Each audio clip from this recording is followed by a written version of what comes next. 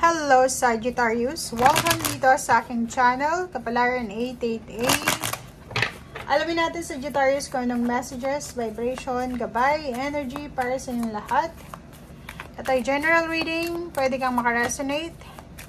Gamitin mo ang iyong intuition sa panonood. Sagittarius.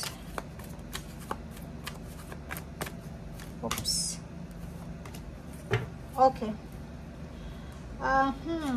Sagittarius, ang nakikita natin dito na still ganun pa rin yung pakiramdam nyo. Parang energy to ng last week or few days ago na medyo naghahanap pa rin kayo ng trabaho. Hindi medyo, talagang naghahanap kayo ng trabaho.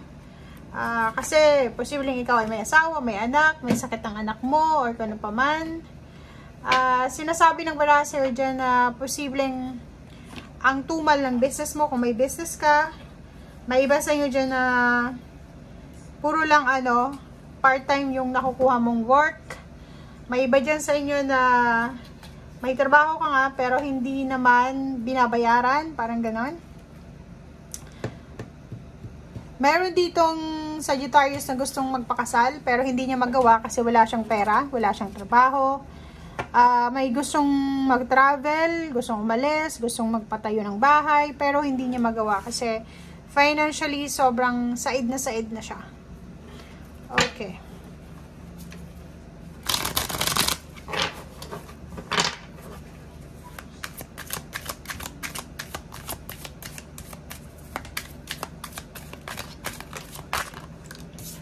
Okay.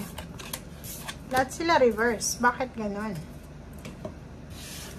Okay, so meron ka ditong Page of Swords, Warrior of Coins, and Warrior of Cups. So, nakikita natin dito, Sagittarius, na kung ikaw ay naghihintay ng balita regarding work, regarding money, regarding relationship, wala kang makukuha sa linggong ito.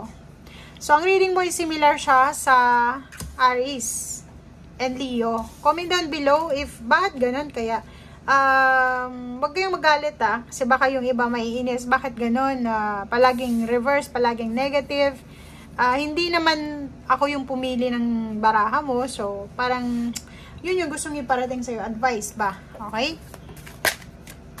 Tingnan mo to, hindi naman ako yung pumili niyan, binabalasan natin, Sagittarius. Diba? Reverse din, okay? So, etong warrior, talagang tatlo yung warrior natin dito. Ano to Knights page. Diba? So, sinasabi sa inyo dito ng baraha na kung kayo ay naghihintay ng balita tungkol sa pera, naghihintay balita sa relationship, or may gustong mag-offer sa inyo ng relationship, or ng work, or kung ano pa man to, negative siya. Negative. Walang message na ganun. Parang wala kang matatanggap. Wala kang matatanggap na confirmation if ever man tungkol to sa money, relationship, or kano pa man. And medyo, kasi reverse ito na Hermit, sorry. Reverse siya. So, parang makakaramdam ka ng confusion. Makakaramdam ka ng pagkabalisa. Makakaramdam ka ng disappointments. Yung expectation mo ay hindi nangyari. Parang ganun. Makakaramdam ka ng sobrang stagnation, parang gano'n. So, feeling mo, wala kang ibang tao na pwedeng malapitan. Feeling mo, walang available na help. Feeling mo, walang available na makakatulong sa'yo. Lahat rejection yung nakukuha mo .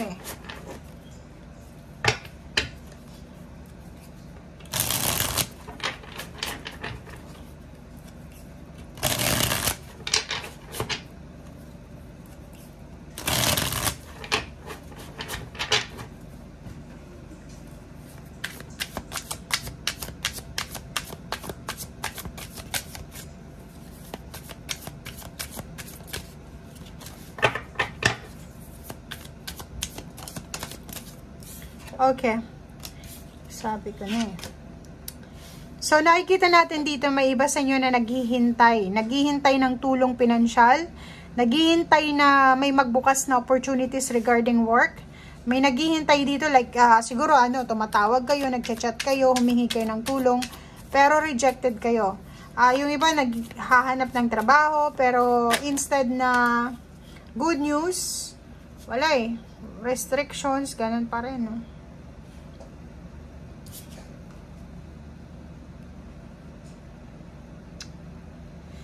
Sagittarius. Makikita mo to, hinihintay mo to eh. Hinihintay mo yung mag-o-open na business, mag-o-open na relationship, may mag-o-open sa'yo, natanggapin ka. Yung iba sa inyo, naghihintay na sagutin ka ng dati mong employer, ng dati mong boss, kasi nag-email ka, nag-chat ka, tumatawag ka, pero parang ano, feeling ignored ka ngayon.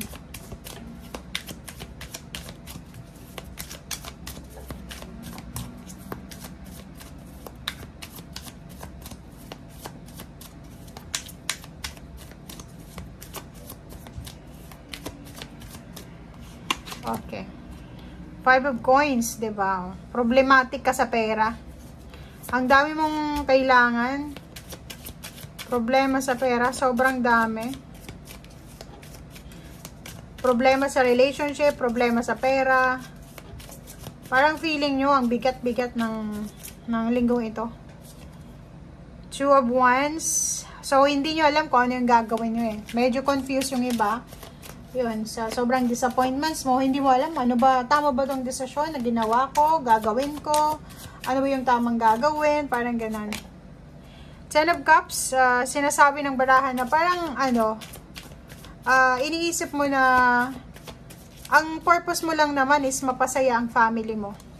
Ang purpose mo naman is mag-ipon ng pera, mabayaran lahat ng utang, mapasaya ang pamilya, ang anak, ang magulang, parang ganon. But in contrary, ang nakikita mong response from the universe is hindi masyadong maganda.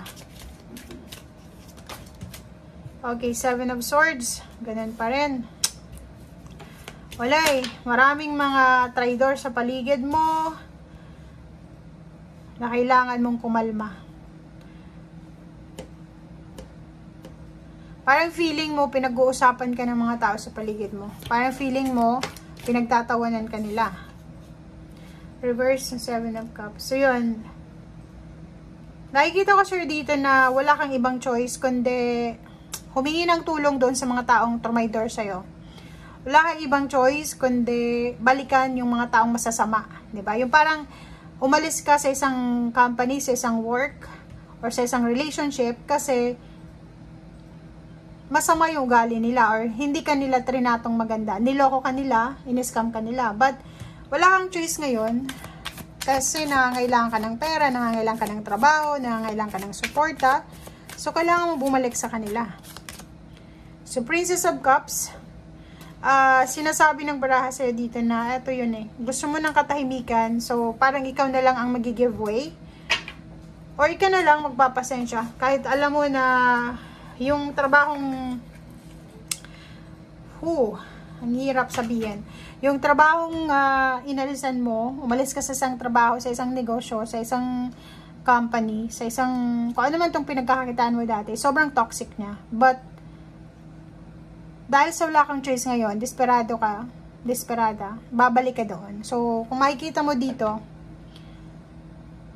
siguro ikaw na lang mag-a-adjust. Kasi Princess of Cups and King of Cups, magpapakumbaba ka na lang daw. Kasi, mas gugustuhin mong magpakumbaba, lulunin yung pride, para lang sa kagandahan ng family, para maayos mo yung responsibilities mo sa family, makapag-ipon ka ng pera.